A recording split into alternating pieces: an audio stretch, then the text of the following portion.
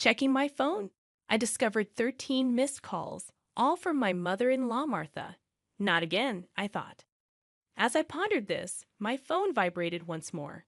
I answered, and Martha's voice, filled with anger, came through. "Excuse me, isn't the allowance for this month $3,000 due?" she demanded. "Excuse me," I retorted. "I'll send the allowance once this month's payment is deposited." Martha raged, completely disregarding my circumstances and only expressing her own desires. I had enough of her. Even in this situation, she didn't reflect on her words and actions. I felt I had no choice but to resort to my last option. I pulled myself together and bled out to my phone. "Your son has passed away, so I can no longer send the allowance. My name is Jennifer Smith, 32 years old. I'm a busy working woman at a major financial firm and also a housewife." I continued, "I got married about 2 years ago. I met my beloved husband Mark through our shared hobbies. He was kind to everyone, and I was attracted to his warm smile, quickly developing feelings for him. Apparently, he felt the same way, and after dating for a year, we immediately got engaged. We both believed that we wouldn't meet anyone better than each other. We were living together while dating, and without any major quarrels, we decided to marry. Everything went smoothly for us, but here's where a problem arose. Martha, my mother-in-law. My father-in-law had passed away a few years ago, and since Mark didn't have any siblings, his only family was Martha. The trouble started when I first visited her home to introduce myself before our wedding. "Nice to meet you, Martha," I said, trying to be polite. She clearly showed a displeased expression. "So, you're Mark's fan, huh?" she said. "Yes, my name is Jennifer Miller." "You're a rather plain girl. I wonder what Mark sees in you," she remarked. I couldn't tell if she was joking or seriously meant what she said. Having such words directed at me by the mother of my loved one, I was quite shocked. Seeing my state, Mark frowned at Martha. "Hey, Mom, what's with the sudden harsh words? How can you say such things to the person I chose?" Mark questioned. "No, Mark. I'm just trying to choose a suitable woman for you," she replied. "Choose? I'm the one who chose her. You have no right to meddle. Don't say it in such a cold way. I'm just telling the truth because I care about you. If you were really thinking of me, you'd simply support us. Why can't you understand such a simple thing?" The air turned heavy as an argument unfolded between mother and son right before my eyes. Given that this was my first meeting with Martha, I wasn't in a position to intervene. Although the atmosphere remained awkward, we ultimately managed to express our intent to marry. As we were leaving, Martha called out to Mark, sounding somewhat disgruntled. "Mark, can I have a word? You're going to keep that promise after you get married, right?" "What promise?" Mark inquired. "You know about the allowance or that?" "Yes, I'll be sure to take care of that. Can we not discuss it here, please?" Mark seemed uncomfortable, and the atmosphere between my husband and his mother was tense, thick with discomfort in the car on the way home. I approached Mark to address the lingering concern that had been bothering me. "Hey, Mark, about the conversation you had with your mom as we were leaving," I began. Mark sighed deeply and began to speak slowly. "Yeah, I should have told you about it, Jennifer. I heard something about an allowance after my dad passed away. I've been sending money to my mom every month." "How much?" I asked. $22,000. $2,000? I couldn't help but raise my voice in surprise. Mark continued, "Actually, my mom has a debt. She lost a lot of money at a casino a long time ago. She's still paying it off, and because her health isn't great these days, she spends a lot of time at home. But she still needs money to live on." $2,000? Isn't that a bit too much?" I questioned. "If I try to lower the amount, she keeps calling me over and over, and no matter what, a mother is still a mother. I worry about her living alone." I understood that Mark was devoted to his mother. However, 2 months after our wedding, during my lunch break one day, I received a phone call from Martha. When I answered, she began to speak in a cheerful tone. "Jennifer, long time no see. Can we chat for a bit?" I hesitated before replying, yes. What can I do for you? You could start sending me money, she said. I was so taken aback that I couldn't find the words to respond. However, Martha seemed excited to continue the conversation. You mentioned before that you're working for a financial company, right? That means you have a good salary, doesn't it? She inquired. Well, not exactly, I replied, avoiding eye contact. Are you lying to avoid giving me money? Martha's tone turned accusatory. That's not what I mean, I explained. But Martha, you're still receiving financial support from Mark, aren't you? In response to my question, Martha defiantly replied, so what? I stated what I felt. Martha, receiving $2,000 in monthly support is a big deal, and yet you're asking for more, really.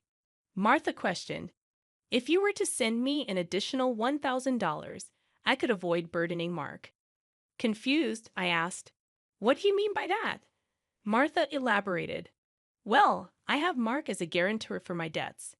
If I fail to make payments, the debt collectors will go after him. Do you understand? But aren't you using part of Mark's $2,000 to pay back the debt? I inquired. Martha admitted, I'm short. I haven't told Mark, but I have a significant amount of debt. From Martha's tone, it was apparent that this was a fact even her husband was unaware of. Having children in the future would increase our expenses. Additionally, taking over Martha's debt was not an easy task.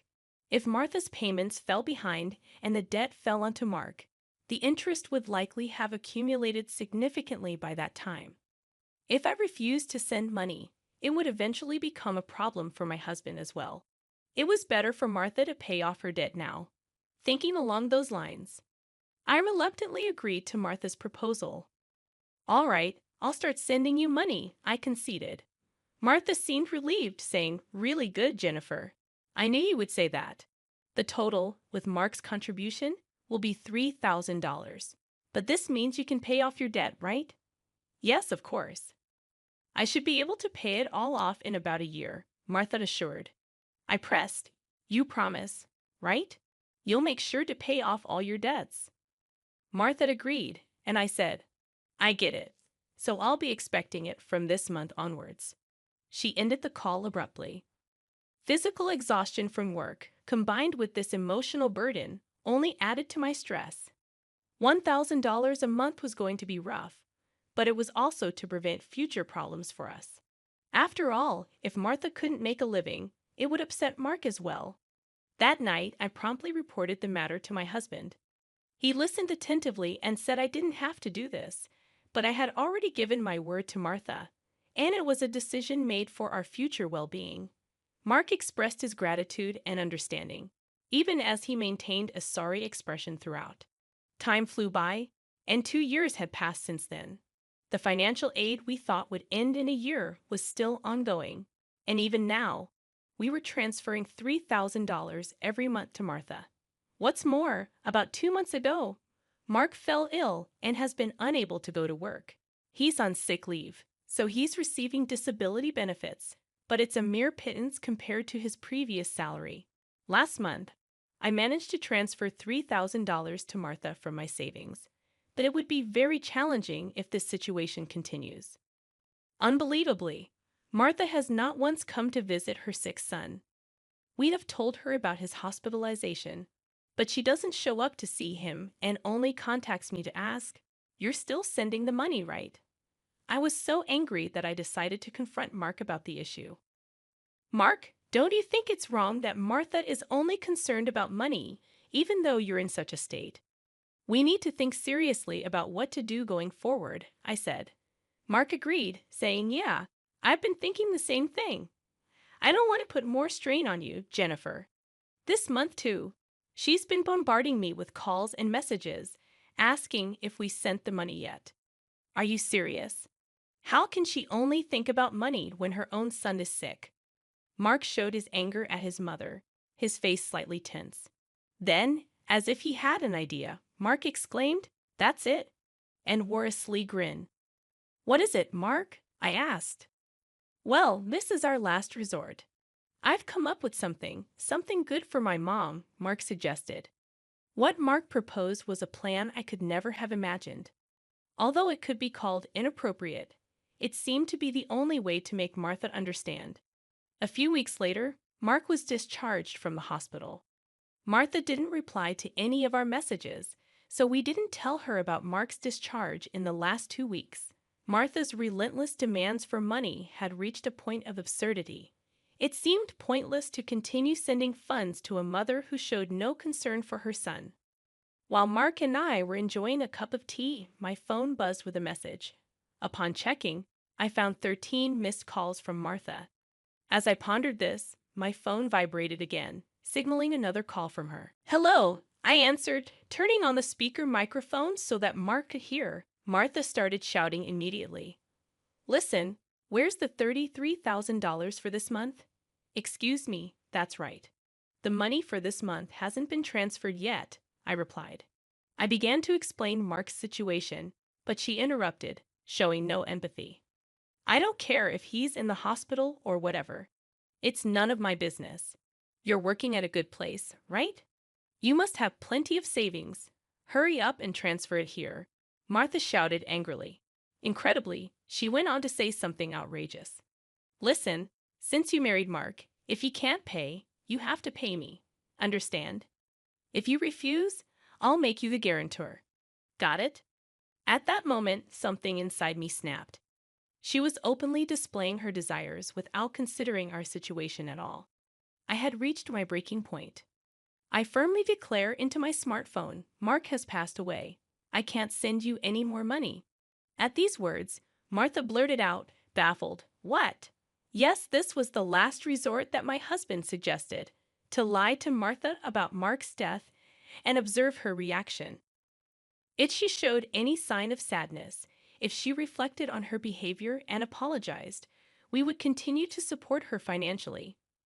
But if she didn't reflect, if she demanded money, we would cut ties completely. Deep down, I thought that even a money-grubbing woman like Martha would deeply reflect on her actions if she were told that her own son had died. However, the very next moment, Martha burst into loud laughter. "Yay, what's so funny?" I asked. "Well, isn't it obvious? If Mark is dead, that means his inheritance will be distributed to me too. Excuse me, I've been looking into it since I heard that Mark was sick.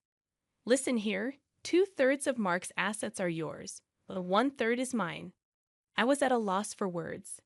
I never thought that when she first heard her son was sick, she wouldn't look into treatment, but rather into how the inheritance would be divided. My anger surpassed. I was simply dumbfounded, and my husband appeared to feel the same way. As our eyes met, he slowly nodded, signaling to continue with the plan. I once again addressed Martha in a strong tone. "Martha, did you hear what I said? Mark is dead." "I heard. What about it? Aren't you sad your own son passed away before you?" She callously responded, "You just make sure to send me. I won't let you get away with not doing it," I exclaimed. However, with a click, the phone line was abruptly cut off, and a dial tone echoed. Glancing at my husband, I saw that he was visibly shaking with a face red with anger. "Mark, are you okay?" I asked. My husband looked into my eyes and said, "I'm cutting ties with her. She'll likely come here eventually, demanding my money. Let's wait until then, okay?" "But are you really okay with this? Cutting off ties just like that?" I inquired. "Yeah, I have no regrets. After that call, she's no mother," my husband replied, his eyes filled with hatred, and I felt the same way. A person who only thinks about money over her own son's life is not family to me. A few days later, as we expected, Martha came to our house. For the time being, I decided to hide my husband in the next room and deal with Martha myself. She approached me with a face like a demon. "Hey, give me Mark's inheritance right now," she demanded again. "With that, anything else to say? He's already dead, isn't he?" "It's pointless to say anything now," I retorted. "Yet you never even visited him. What are you saying? Are you really his mother? You're so annoying. Give me the inheritance right away. I don't mind dating a lawyer," Martha persisted. Speaking more would be a waste of time, I thought. Just as I thought that, my husband emerged from the next room. Seeing him, Martha let out a startled gasp, as if she had seen a ghost. Mama. Mark said, "YW dead? Long time noy, Mom sorry, but the news about my death was a lie," Mark explained. A lie? How could you be so disrespectful? Martha responded, "I wanted to confirm your true nature, Mom. I was curious about how you'd handle the allowance if your son died. But you turned out to be a gold digger, just as I suspected." "I got that perfectly," I added. "What? How dare you call your mother a gold digger?" Martha protested. "Silence. I'm cutting ties with a toxic parent like you," Mark shouted. Martha's mouth was agape at my husband's angry shouts. She could not come to terms with the fact that her own son was severing ties with her. "What? What does this mean, Mark?" she stammered. "It means exactly what I said. I can't consider someone like you as my mother. No way." "What about the allowance?" Martha asked, panicked. "Do you really think I would? You're on your own with the debts." "We're moving," Mark said firmly. "Wait, please. If you do that, what about my living expenses?" Martha tearfully pleaded, reaching out to my husband. He forcefully shook off her hand, looked at her coldly, and said, "I don't care about your living expenses. You have been living off us without even a single apology. I really understand your despicable nature now. Don't you dare show up in front of us again." "No, wait, Mark." Martha called out as my husband grabbed her arm and dragged her to the front door. He threw her shoes and bag outside and chased Martha out of the house. She made a fuss outside for a while but disappeared after a bit, perhaps unable to withstand the eyes of the neighbors. She tried contacting us multiple times, but we ignored all of her attempts. We set Martha's number to be automatically rejected, and we finished moving. Regarding the matter of co-signing for the debts, it became invalid since Martha had made Mark the co-signer without his consent, and therefore he was not responsible. Without the allowance from us, Martha seems to be leading a miserable life. It's only natural, as she had been using the allowance for her gambling habits instead of paying off her debts. She still has a mountain of debts and is chased by debt collectors every day. She can't gamble anymore and seems to be working from dawn to dusk. For the foreseeable future, it's unlikely that she will be able to pay off her debts completely. She will have to keep working until she is unable to move. This is entirely her own doing. As for us, we are spending fulfilling days in our new home. My husband's condition has stabilized, and he has returned to work. After some time, there's a new life growing in my belly. We're going to have an additional member in our family next year. From now on, we want to spend happy days as a family of 3.